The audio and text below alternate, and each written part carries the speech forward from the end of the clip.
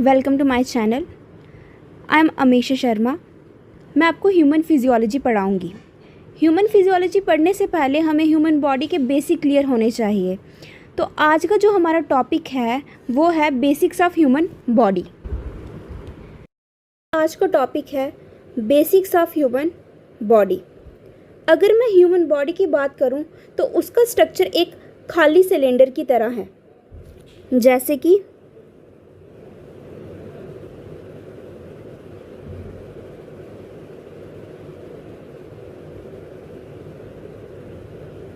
अब human body का हमें पता ही है कि एक सर होता है, दो हाथ होते हैं और दो पाँव प्रेजेंट होते हैं,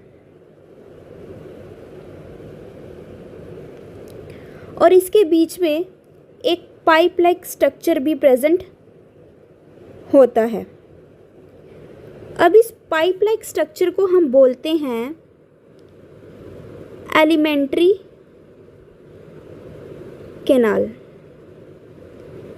एलिमेंट्री कैनाल माउथ से स्टार्ट होती है और एनस में जाकर ख़त्म होती है। अब ये जो खाली पोर्शन हमारी बॉडी में प्रेजेंट है, इसमें डिफरेंट ऑर्गन्स आते हैं और इस खाली पोर्शन का नाम होता है सीलोमिक कैविटी। अब इसी ह्यूमन बॉडी को थोड़ा ब्रीफ में बनाऊं तो उसका स्ट्रक्चर कुछ ऐसे बने। सीलोमिक कैविटी को फर्दर दो पार्ट में डिवाइड किया गया है। जो मसल सीलोमिक कैविटी को दो पार्ट में डिवाइड करता है उसका नाम है डायाफ्राम।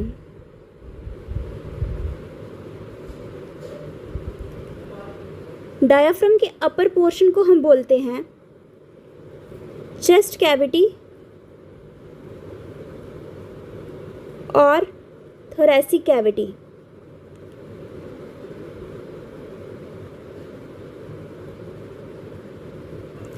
और डायाफ्राम के लोअर पोर्शन को हम बोलते हैं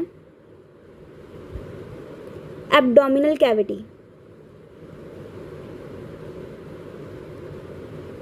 एब्डोमिनल कैविटी के नीचे वाले पोर्शन को हम बोलते हैं पेल्विक कैविटी। चेस्ट कैविटी और थोरैसिक कैविटी में हमारा रेस्पिरेटरी सिस्टम प्रेजेंट होता है।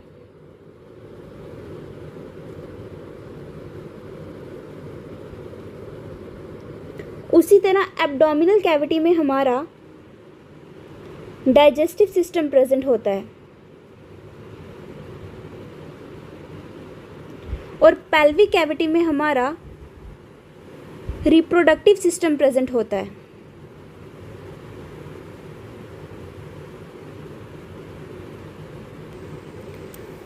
अब हमारा जो क्वेश्चन होना चाहिए वो ये है कि इन डिफरेंट सिस्टम्स का आखिर फंक्शन क्या है। अगर ये सिस्टम हमारी बॉडी में प्रेजेंट है तो ये क्यों प्रेजेंट है। अब इस क्वेश्चन का आंसर ये है कि हमारी बॉडी को फंक्शन करने के लिए एनर्जी की रिक्वायरमेंट होती है। फॉर एग्ज़ाम्पल, अगर हम सुबह ब्रेकफास्ट ना करें, लंच ना करें, डिनर ना करें तो हम उस दिन पूरा दिन हमें लेज़ी फील होगा। As compare to that day जब हम अपनी ब्रेकफास्ट, लंच और डिनर कर रहे हैं तो हम पूरा दिन एनर्जेटिक रहते हैं। इट मीन्स हमारी बॉडी को फंक्शन करने के लिए एनर्जी की ज़रूरत है और वो एनर्जी प्रोवाइड करते हैं हमारे बॉडी के डिफरेंट सिस्टम्स। अब हम सभी को पता है कि लिविंग ऑर्गेनिज्म की बॉडी किससे बनी है? सेल से। सेल क्या करेगा? ब्लड वेसल से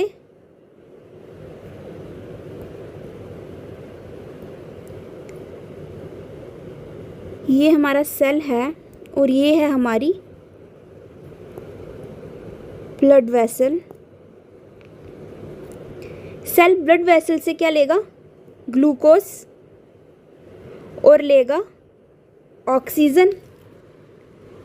अब ये जब रिएक्शन होगी तो इसमें हमारी एटीपी की फॉर्मेशन होगी साथ में CO2 हमारी बॉडी से रिलीज़ होगी। अब ये ATP जो है ये होती है energy currency of cell. It means ATP ही वो चीज़ है जो हमें एनर्जी प्रोवाइड करती है। ATP की एब्रीवेशन होती है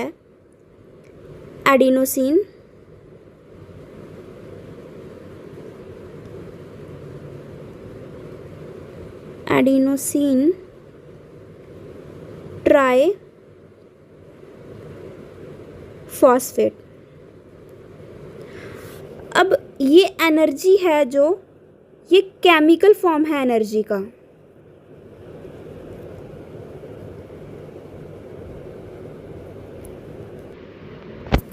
जैसे कि मैंने ऊपर बोला कि हमारे सेल हमारी ब्लड वेसल से ग्लूकोज लेते हैं।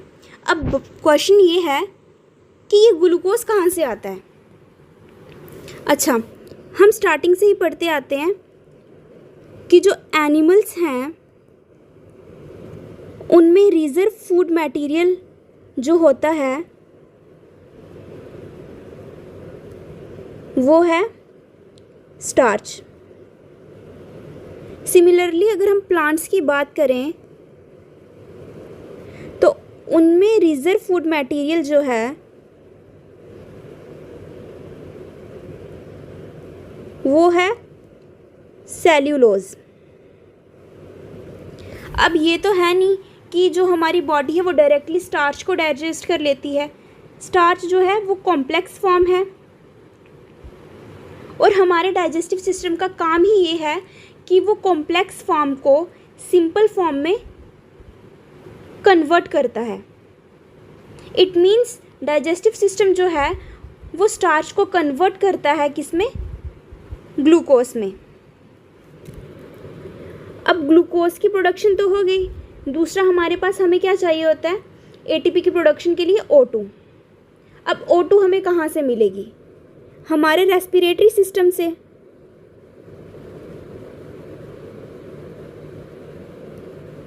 सिंपली हमें पता है कि जब हम इनहेल करते हैं तो हम O2 गैस लेते हैं और जब एक्सेल करते हैं तो हम CO2 गैस को एक्सेल करते हैं। अब जो एयर O2 हम लेते हैं वो हमारे ब्लड वेसल में चली जाती है और जो ग्लूकोज हमारे स्टमक में डाइजेस्ट होता है वो भी हमारे ब्लड वेसल में चला जाता है। इट मीन्स हमारे ब्लड वेसल में हमारे पास ग्लूकोज प्लस O2 दोनों आ गए। जब ये दोनों आ गए तो ये हमारी रिएक्शन परफॉर्म कर सकते हैं, ये आगे बना देंगे ATP और CO2।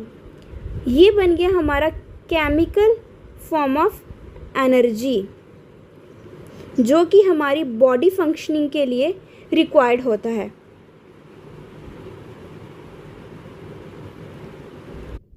अब तीसरा जो हमारा सिस्टम है वो है सर्कुलेटरी सिस्टम। हमें स्टार्टिंग से ही पता है जो ब्लड है वो सर्कुलेटरी सिस्टम का ही पार्ट है।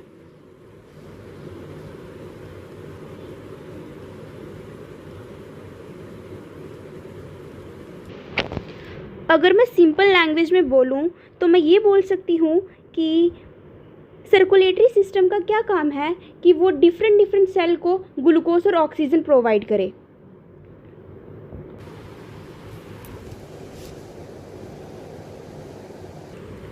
ये था हमारा सारा बेसिक जो ह्यूमन फिजियोलॉजी पढ़ने से पहले हमें ह्यूमन बॉडी के बारे में क्लियर होना चाहिए।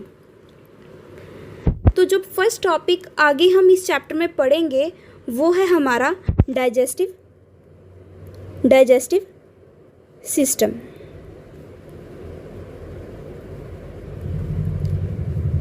डाइजेस्टिव सिस्टम को हम पूरा ब्रीफ में पढ़ेंगे।